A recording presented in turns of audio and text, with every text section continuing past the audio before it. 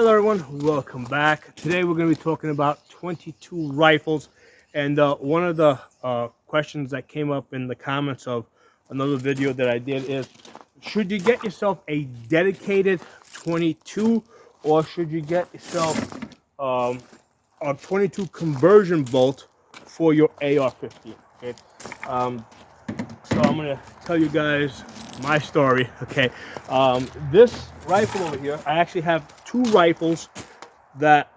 these Ruger 1022 rifles that are identical, that I bought it on the same day, I don't know, 15 years ago. Back then, I think these were like about $250 for the stainless steel barrel. I looked it up earlier, and this one right here, without this furniture, just with the plain synthetic furniture, it was $370. Okay, but you could get the one with the non-stainless barrel for what was it, about $270. Okay, so we're talking somewhere between $250 to $350 for a dedicated 22 rifle. Now, I've had a number of these over the years. I still have a Mossberg 702, and I also had a 702 tactical, which was basically a 702, right? Basically a standard FUD style 22 rifle that they put like tactical furniture on it to make it look like an AR-15. I quickly sold that off because it was just big and bulky, and it didn't offer any additional benefit. Okay, now this one over here came with the synthetic FUD style stock. Okay, and very quickly I've got this. I think this is an ATI stock that kind of fits over it. The main reason why I needed to do that is because I needed the collapsible stock, because sometimes on these 22 rifles I found myself training small women, kids, and I needed it to collapse this so they could bring this close to their body and they could easily shoot the rifle, right? Because the closer to the body that this got, the less front heavy it became. Okay, so that was the primary reason why I put this tactical style stock on it. Okay, it does fold over here. Not that I ever used it in this manner, but it does fold. I mean, that's a non-issue, something I never used. One of the things I did I put this stock over here. I put a QD socket over here, and then I put a Picatinny rail over here, so that I could sling this like an AR-15. I could attach like a pistol light over here. So I got this kind of to the point where I could use this as an AR rifle, okay, before I got my 22 conversion bolts. And for this thing probably has remember, I've got two of these identical, okay? So each of them has upwards of 50,000 rounds of 22s, probably approaching 100,000 rounds, okay? Nice thing about the stainless steel, it's a hard barrel, so it doesn't, especially if you're shooting 22s, it's not going to wear out as quick. Okay, so this thing for a very long time was a moneymaker. I had two of these. Okay, I would go to like these gun ranges where I would train people, right, and I would have I'd have two of them. I have one on this side, and then I have another one on this side, and I'd be training people, right, and these things were just like firing all day. Like I'd go there with a open this up, with this suitcase full of these BX magazines, right? I'd go there with all these magazines, and I'd have people fill these up, and they would basically rotate up to me. So for a long time, like that was my money maker. Okay, so and this is the gun that I originally tested out with red dots. Okay, this is the gun that I basically realized that red dots were like the future. And originally I put like a $20 Amazon red dot on here. And before I put a red dot on this gun, I saw that like when I was training women, moms, maybe I had something like a a 50% retention rate, right? Where women would try it out and they want to keep shooting, because a lot of women, they just are not interested in lining up the sights. It just doesn't excite them. It annoys them. It's irritating. They just, once they put a red dot on there, right, and especially a circle dot, like, ooh, ooh, ooh, I see it. All of a sudden, like, my retention rate with women, like, went up to like 98% plus. Okay, so this is the gun that kind of like started everything. Well, this and another one that looks just like this. Okay, so obviously this works really good. Now, one of the great things about this Ruger 10/22 is that I rarely ever cleaned it. Okay, and the reason why I rarely ever cleaned it is because this thing is a pain in the ass to clean. So first of all, the Ruger 10/22 by itself is hard enough to, I mean, there's a little work involved in taking it apart, taking the bolt out of there. But once I put this furniture on top of it, now I got to undo all these screws over here, okay, in order to take the top off, take the bottom off. Then there's another screw over here. So there's an extra layer on top of the normal work that I have to do with a with taking apart the 22. Okay, now 22s, and I had a Ruger Mark III pistol. That was also a pain in the ass. The Mark IV was a big improvement as far as being able to take that pistol apart. Okay, so between the Ruger Mark III and these 10/22s, I mean, I worked for many years with those 4 guns, because I had 2 Ruger Mark IIIs and I had 2 of these 10/22s. Now the Mark III did not have a stainless steel barrel, and I actually ran up the round count so high, upwards of 100,000 rounds, that the chamber actually eroded. Okay, and Ruger basically had to replace the gun. I mean, they still charged me, but they gave me a discount on the replacement. That's how I ended up with the Mark IV. And I still have one of the original Mark IIIs. I should have pulled it out. Actually, let me see if I can find it. Hold on. Okay, so yeah, so this is one of the original Mark IIIs that I had. The other one that I had bought alongside with that, apparently I was using that one a little bit more, because that one I eroded the barrel, and basically it got replaced with this Mark IV. Okay, this one's a lot easier to take apart. So as you can see, I got a red dot on this. And I tell you, red dots are the way. Like, I'll put I'll put small kids on these guns at different gun ranges, and they absolutely love it. They'll be hitting targets 30 yards, 50 yards, 100 yards. Okay, like their first time shooting. Okay, with the red dots. Okay, so I just wanted to give you guys that background as far as my experience with 22s, especially with the dedicated 22s. Now, what happened was, at some point, I just started getting more and more into AR-15 shooting.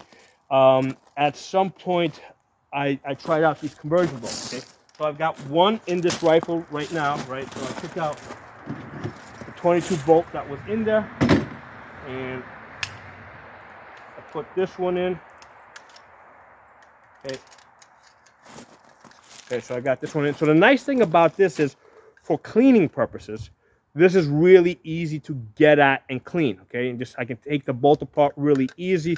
So it's really easy to get at and clean. Okay, so right now you can get these 22 bolts. Right, you can get like one of them with 3 of these magazines. They're usually somewhere about $220. And for most people, I think that makes more sense. Okay. It makes more sense because you're going to need a standard AR-15 anyway, right? Because that's like your standard home defense gun, your go-to gun, your general purpose gun. So usually I'll tell people, get yourself an AR-15 and get yourself a 22 conversion bolt. Okay? Now, there are some drawbacks to the 22 conversion bolt, right? These are the cmmg 22 conversion bolt.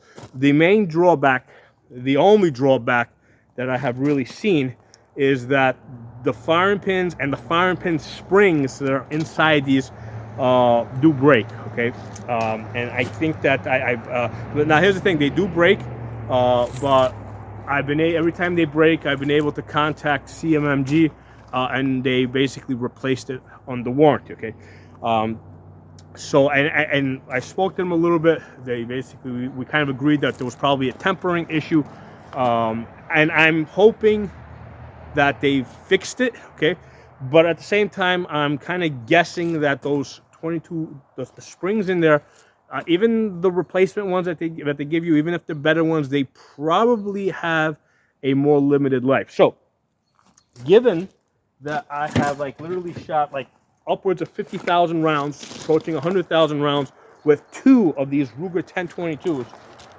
as far as like a gun that will like last you to the end of the world, okay, yeah, the Ruger 1022 is probably going to beat the cmmg conversion bolt. Okay? However, for practicality's sake, right, for practicality as far as you buying a gun that you can shoot, right, like a good home defense gun, and also a gun that you can train your wife and train your kids on, you know, without having to go get into another gun. Yeah, these cmmg 22 conversion bolts are a very useful tool. Okay, and like here's the thing: if the choice comes down to like, should I get a Ruger 1022 or should I get an AR-15? And I don't have any guns yet. Okay, yeah, definitely get the AR-15 first, right? Because this is like a real home defense gun. Okay, get this first.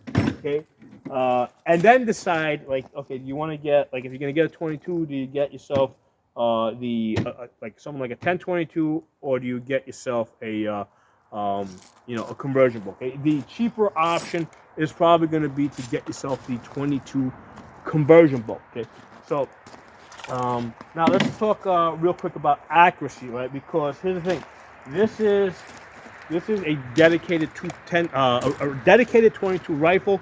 I think the twist rate on these things is like 1 in 10. Okay, whereas like so I think that's what like what's standard for like 22s, and I also think for like 9mm ARs, it's a 1 in 10 twist. Okay, whereas this AR over here is a 1 in 7 twist. Okay, so the bullet is being spun at a different rate. Okay, so theoretically, okay, the dedicated 22 rifle has to be a little bit more accurate. Okay, it has to be theoretical. Okay, now I've done plenty of videos where I'm shooting ARs with 22 conversion bolts out to 200 yards. Okay, now usually when you guys see me doing that video, I pull out one of my ARs that have the 18-inch barrel. Okay, and I usually have like an LPVO on it, right, a magnification scope when I'm shooting those distances, and then that same gun, when I'm shooting at 100 yards, I'm getting you something like 3 to 4 inches at 100 yards. Okay, so today I'm like, okay, let's test the accuracy of this 1022. I haven't done that in a while, but here's the thing. Okay, the way this is set up, okay, there's no place to put a magnifier behind this red dot. Okay, the Holosun, the red dot is the Holosun 503 CU. Okay, so there's no place to put a magnifier behind it. Now it does. By the way, these 1022s, they come usually with this rail. I think it comes with it, or maybe you have to buy it aftermarket. I don't know. You sometimes you do have to do a modification to get the red dot to fit on it. Like over here, I can see at some point I had something up here, and you see how I had to open this up a little bit with the Dremel to get the thing to fit in there. So sometimes you end up having to do stuff like that. But the main issue here is that I can't put the red dot here and the magnifier behind it. I just don't have the space on this rail. Okay, so that's a handicap, which is the same handicap design I have of an AK-47. In fact, this, let's pull out one of these bags.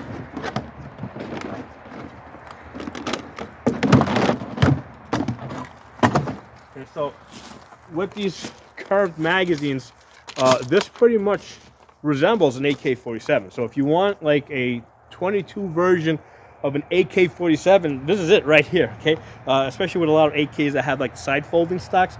Right, you basically charge it the same way over the top over here, because the charging handle is on this side over here. So this is a good a good, you know, if you're into AKs, this Ruger 1022 will kind of like, you know, fit that pattern, right? Because it's not like the AR that has the charging handle in the back. You know, it has a reciprocating charging handle with a curved magazine that you charge over the top. But anyway, off on the tangent there.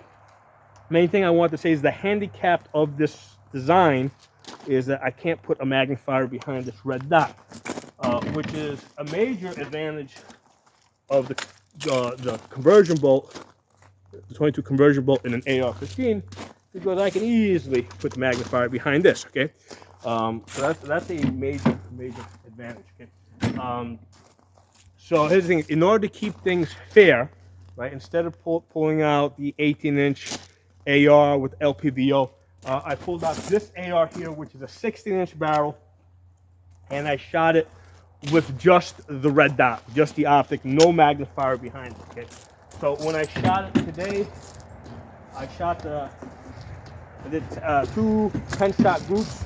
So the 10-22 at 50 yards, and I had to go to 50 yards because at 100 yards without a magnifier, I really can't see the bullseye. I don't have, even at 50 yards, it was a struggle. Okay, so at 50 yards, I've got basically a 3-inch group I got a 3-inch group with the Ruger 1022, and like I said, the dot, I put the dot underneath it here, right, and basically I could barely see the bullseye, barely see the dot. The biggest weakness of this shooting was basically my vision and my ability to hold perfectly. Okay, so if I had a magnifier on this 1022 or some type of a magnification scope, I'm sure that this group at 50 yards would have been even smaller. So I did the same thing with 16-inch barrel, shooting just the red dot. And with this, because I has a 50-yard zero, I actually have to hold my dot over the bullseye, okay, because it has a 50-yard zero with a 5.56, so the 22 isn't quite coming up that high. So with the dot up here, my impacts are below, so I have basically a 4-inch group. Okay, so my group opened up by 1 inch. Okay, you know, I mean, that is the last time I tried that. I think a couple of years back, as if you search my channel and 22 conversion bolt testing, I'm pretty sure you'll find the old video. And I remember that was also the difference the last time I tested this. The Ruger 1022 at the same distance using the same optics does about 1 inch better. Okay, so that's the benefit of having a barrel that has the twist rate that's dedicated to the 22. Okay, but that said, I mean, it's not terrible, right? With the having the 22 conversion bolt, you know, I only opened up by 1 inch at 50 yards, and then when I use the 18-inch barrel and when I use the variable scope, I mean, I get all the way out to 200 yards. Okay? So that's I just wanted to put that there as accuracy. Now, as far as reliability, when I tested the Ruger 1022, okay, I did not use this magazine. I used the rotor magazine, okay, and I still had one jam. I think it was like a failure to extract or something.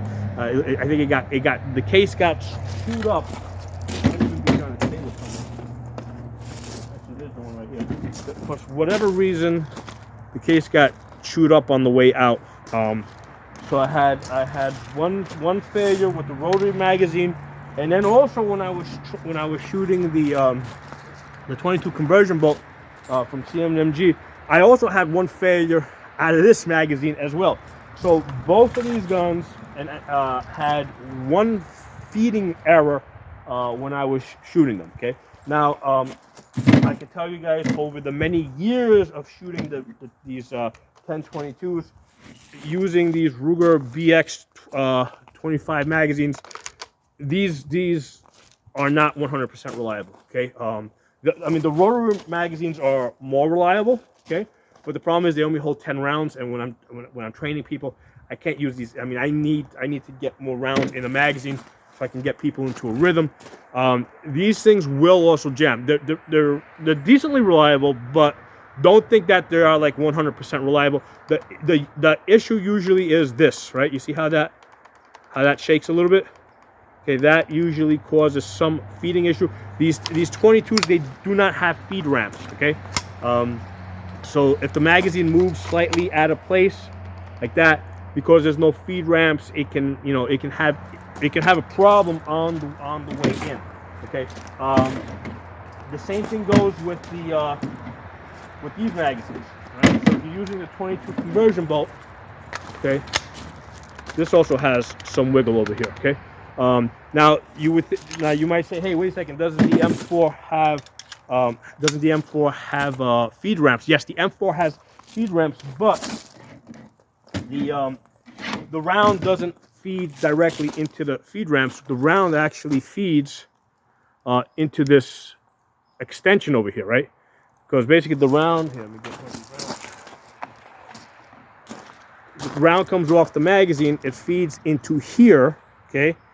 Right, and your actual chamber feeds through there. Your actual chamber is over here, and this actually inserts into your chamber. Okay, so it doesn't feed directly into the M4 ramps. Now this does have, actually, I just remembered, I knew, but this does have a feed ramp right there. So the 22 conversion bolt from cmmg does have a feed ramp, whereas the Ruger 1022 does not have a feed ramp. So this has to be like perfectly, if this starts with, now there's, I mean, they do wiggle. It still works reasonably reliable, even though there is that little bit of wiggle. But I mean, you can see how, you can imagine how if I pull this back, right, and that's, moving a little bit, that can potentially cause issue. Now, on top of that, other reasons why I usually see jamming issues with 22s is because of the way people load the magazines. Okay, not that they're putting the bullets in backwards or anything, right? But what happens is these 22 cases, they're really soft. So a lot of times when people are trying to load these, they're either bending the bullet up a little bit, right? Because this doesn't take a whole lot to, they're bending the bullet out, or sometimes they're actually beating up the case. They're bending the case a little bit as they're putting it in. So that, I think, sometimes causes jamming issues, because I've noticed over the years that certain people get more jams than other people, and those people are the ones that get more jams are people that load the magazines a little bit more sloppily. Okay, so that's another reason why you might be getting some issues on top of the normal issues. Now, other reasons is, I mean, the 22s themselves, especially if you're buying in bulk, which is what I usually use if I'm training people and we're doing lots of shooting. I mean, there can be consistency issues with this. There'll be some occasional squib loads that are underpowered, so the ammunition itself can also cause a problem. So yeah, like I said, I'm just laying everything out there for myself. Like I said, even though I've got two of these Ruger 1022s, okay, what I've gravitated towards is getting these 22 conversion bolts. Okay, now part of the reason why these are so great is I can put these in any AR. Okay, so here's the thing. Right here, I've got this Ruger 1022, and now I've put this optic on here. Okay, yeah, granted, I've got many optics just like this, but for most people out there, they don't have lots of optics. So you might have just one optic of this type and one optic of that type. So then it becomes like, okay, which optic do I put on my 22 and which optic do I put on my AR-15? And a lot of times it's usually, okay, I want to put the cheapest one I got on the 22 rifle and save the better one for the real AR-15, right? But now the problem is that, you're going to end up doing a lot more shooting usually with the 22s versus your 5.56 AR. So now it's like, yeah, you got your better optic on your AR-15, but you're not shooting it as much as your Ruger 1022. So that there is the conflict. And especially, it's like a lot of times, like I'll have like AR-15s, I got one that has like a $1,500 scope on it. I got another one that has another like whatever $700 scope on it. Another one with a $500 scope on it. So I want to be able to shoot those guns like not just with 5.56, but also with 22s. Okay, so the 22 allows me to use any optic on an AR-15 by just, with 22s, just by throwing in this conversion bolt. So that's one of the things that has been a big benefit to me and has driven me in the direction of the 22 conversion bolt versus the dedicated, 22 rifle. Okay. So yeah, I mean, that's probably the biggest factor, because I was doing just fine training people with this. But then a lot of times it's just like, okay, well, now I want somebody to try this big window AR over here, right? I want them to try this Holosun 510C. Well, what am I doing? Am I going to take this and put it on that? No, I'm not going to. No, I'm just going to put the 22 conversion bolt in here, and this thing's ready to go. They can shoot it, okay? So those are the things to consider, okay, as far as, do you want a dedicated 22, or do you want to get an AR-15 and then throw a conversion bolt into that? I think that in the end you have to have an AR-15, okay? So the next cheapest thing is probably to get the 22 conversion bolt.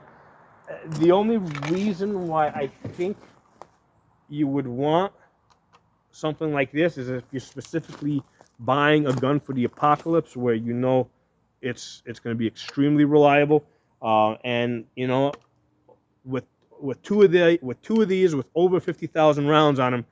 Yeah, I'm going to say these things are pretty reliable, because again, I don't clean them, not because, I mean, I don't clean them because it's too much work to clean them, right? I got to take this thing off, got to take the furniture off this, and I got to take the bolt apart. It's not as easy as removing this. So, I don't know. Let me know what you guys think, but that's my, this has been my experience over 15 years, and this is where it has led me. This pretty much just sits in a safe now, okay? In fact, today when I wanted to do this testing, I picked up this AR, and the optic was working, but it was doing the blinky because the battery was dying on this, because I hadn't picked this up in so long. This is interesting, because if you look at this, I mean, imagine how much use this got at one point, right? You see how the optic's like all beat up and scratched up. So at one point, this thing was like, in the truck, out of the truck, in the truck, out of the truck, getting thrown all over the place. But yeah, the battery was doing the blinky, so I changed the battery on this. So that's, I mean, it's been a while since I've actually had anybody shoot this gun. It's just so much easier to just throw a 22 conversion bolt in here and have them shoot this. Anyway, I think I just swallowed something off a tree. It just fell off. Wind blew something my way. Anyway, drop some comments. I'll talk to you all soon.